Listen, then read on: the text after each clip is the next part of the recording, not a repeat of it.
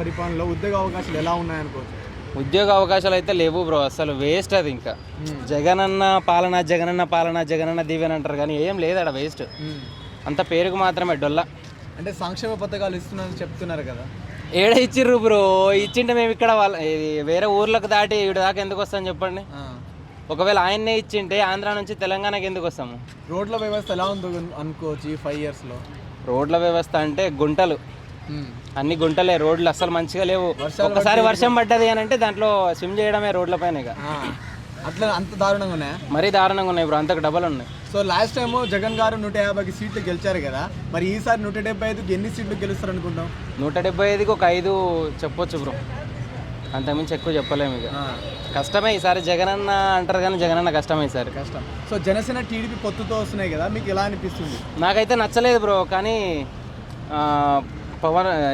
పవన్ కళ్యాణ్ గారు, అదే చెప్తున్నాను, అదే బ్రో. యాక్చువల్గా ఏమవుతుంది అంటే పవన్ కళ్యాణ్ ఒక్కడే వచ్చింటే బాగుంటుండే, అది ఆ విషయంలో నచ్చలేదు నాకు. కానీ రెండు కలిసి రావడం పర్లేదు. ఒకవేళ టీడీపీ జనసేన గవర్నమెంట్ ఫామ్ చేస్తే మరి ఆంధ్ర రాష్ట్రంలో డెవలప్మెంట్ కానీ ఉద్యోగ అవకాశాలు కానీ ఎలా ఉంటాయి అనుకుంటున్నారు? చాలా బాగుంటాయి బ్రో, ఎందుకంటే మన తెలంగాణ ఉంది, ఒకప్పుడు చంద్రబాబు నాయుడు గారు ఎంత డెవలప్ చేశారు, అలాగే ఆంధ్రాలో కూడా చేస్తాడు కంపల్సరీ. ఓకే బ్రో, ఓవరాల్గా ఒక్క మాటలో ఆంధ్రప్రదేశ్ నెక్స్ట్ సీఎం అంటే ఏం చెప్తారు? ఇంకెవరు బ్రో, మన పవన్ కళ్యాణ్ గారు. ఎందుకు ఇద్దరు కలిసి పోటీ చేస్తున్నారు కదా, ఎవరు వచ్చే ఛాన్స్? అవును బ్రో, ఇద్దరు వస్తారు కదా, ఒకరు వచ్చినా ఇద్దరు వచ్చినా రెండు ఒకటే కదా. ఇంకా పొత్తులో వచ్చినప్పుడు ఎలక్షన్స్ రాబోతున్నాయి కదా, ఏ గవర్నమెంట్ అయితే బాగుంటుంది అనుకుంటున్నారు? నాకైతే చంద్రబాబు నాయుడు గారి గవర్నమెంట్ అయితే బాగుంటుంది అనుకుంటున్నాను. ఎందుకని చంద్రబాబు నాయుడు గవర్నమెంట్? యాజ్ ఎడ్యుకేషన్గా మాకు ఐటీ సెక్టర్లో ఇంతకుముందు తెచ్చారు. ఇప్పుడు మొన్న మీరు భరత్ గారి ఇంటర్వ్యూ చూశారు, ఒక స్టూడెంట్ అడిగింది, మేము బీకామ్ చదువుకుంటున్నాము, బీకామ్ తర్వాత అది కంప్యూటర్సే కదా, తర్వాత మాకు ఒక ఐటీ ఇది కూడా లేదని చెప్పి అడిగితే భరత్ గారికి దానికి సమాధానం చెప్పలేక ఇదిగో ప్రపోజల్ పెట్టాము వస్తుందని.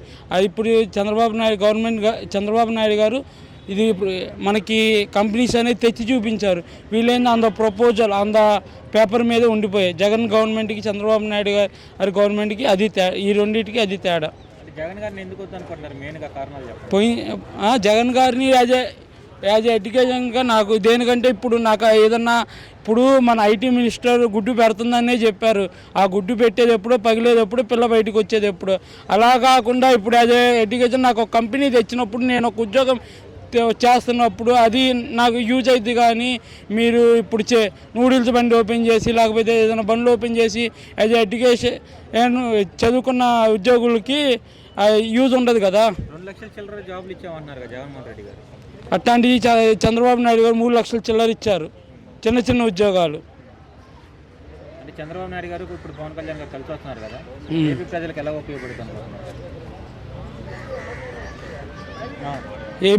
ఏపీ ప్రజలకి ఇప్పుడు కొంతమంది వాళ్ళ ఆలోచిస్తుంది ఏంటంటే కొన్ని ఇప్పుడు మహిళలకు కానీ లేకపోతే వృద్ధులకు కానీ పింఛన్ పెంచారు. ఇంకోటి ఏంటంటే ఇప్పుడు క్యాపిటల్ లేని స్టేట్ అయిపోయింది ఆంధ్రప్రదేశ్ అనేది.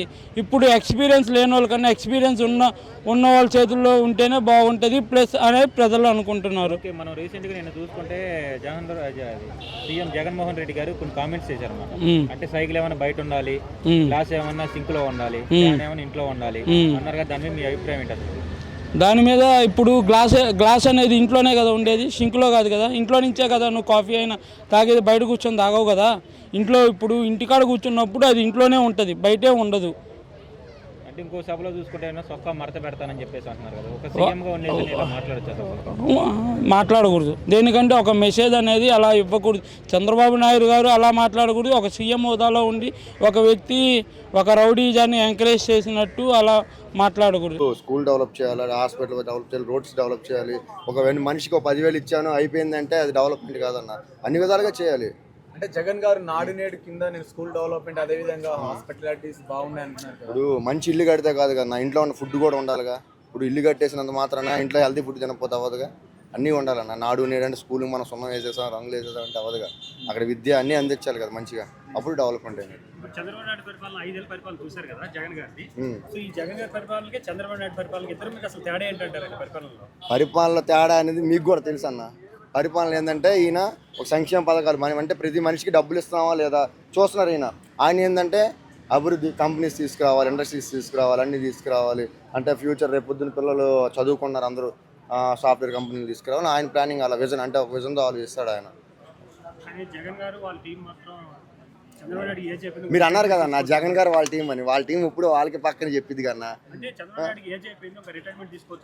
అంటే ఏజ్ అయిపోయిందంటే నరేంద్ర మోడీ గారికి ఏజ్ అయిపోయిందా? ఇప్పుడు ప్రధానమంత్రి అవ్వాలా అంటే ఎక్స్పీరియన్స్ కావాలంటారు కదన్నా.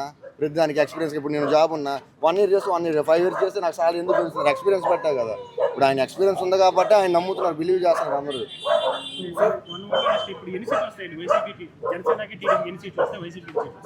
అది నాకైతే కరెక్ట్గా తెలియదు అన్న. నేనైతే గెలుస్తాను అనుకుంటాను, ఎందుకంటే నా ఓటు ఇంతకుముందు వైసీపీకి వేసా. వైసీపీకి వేసి చూసాం ఒక ఛాన్స్ అని. మనకు చేసిన తర్వాత మనం ఇక్కడికి వచ్చాం, మనకు అక్కడ జరగలేదు. సో ఇప్పుడు మన టీవీడీకి వేయాలనుకుంటాం, మనకు లాభం జరిగిద్దని. సో మేము గెలుస్తుంది అనుకుంటున్నాం. అది ఎన్నో వస్తాయి మనం చెప్పలేదు.